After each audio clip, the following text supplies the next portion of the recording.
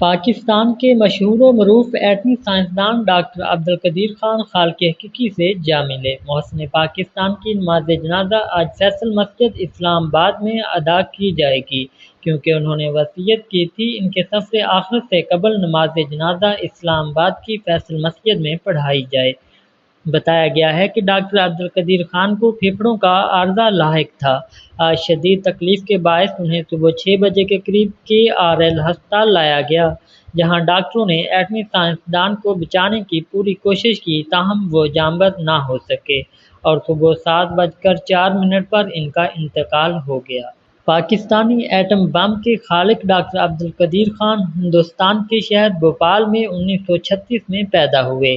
قیام پاکستان کے بعد 1952 میں وہ کراچی منتقل ہو گئے، جہاں سے ڈاکٹر عبدالقدیر خان نے 1960 میں کراچی یونیورسٹی سے میٹالرجی میں ڈگری حاصل کی، جس کے بعد انہوں نے جرمنی اور ہالینڈ سے بھی اعلیٰ تعلیم حاصل کی اور 1967 میں ہالینڈ سے میٹالرجی میں ماسٹر اور 1972 میں بیلجیم سے PhD کی ڈگری حاصل کی۔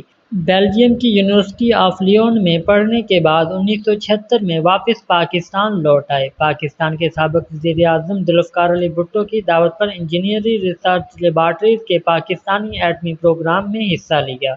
بعد میں اس ادارے کا نام صدر پاکستان جنرل محمد ضیاء الحق نے 1 مئی 1981 کو تبدیل کرکے doctor AQ Khan research laboratories رکھ دیا۔ مذکورہ ادارہ پاکستان میں یورینیم کی آلودگی میں نمایاں مقام رکھتا ہے۔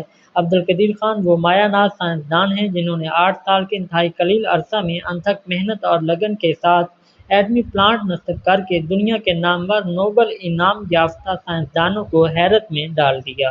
محسن پاکستان ڈاکٹر عبدالقدیر خان نے نومبر 2000 میں ککسٹ نامی درسگاہ کی بنیاد رکھی۔ وطن عزیز کے لیے شاندار خدمات سر انجام دینے پر انہیں محسن پاکستان کا خطاب دیا گیا۔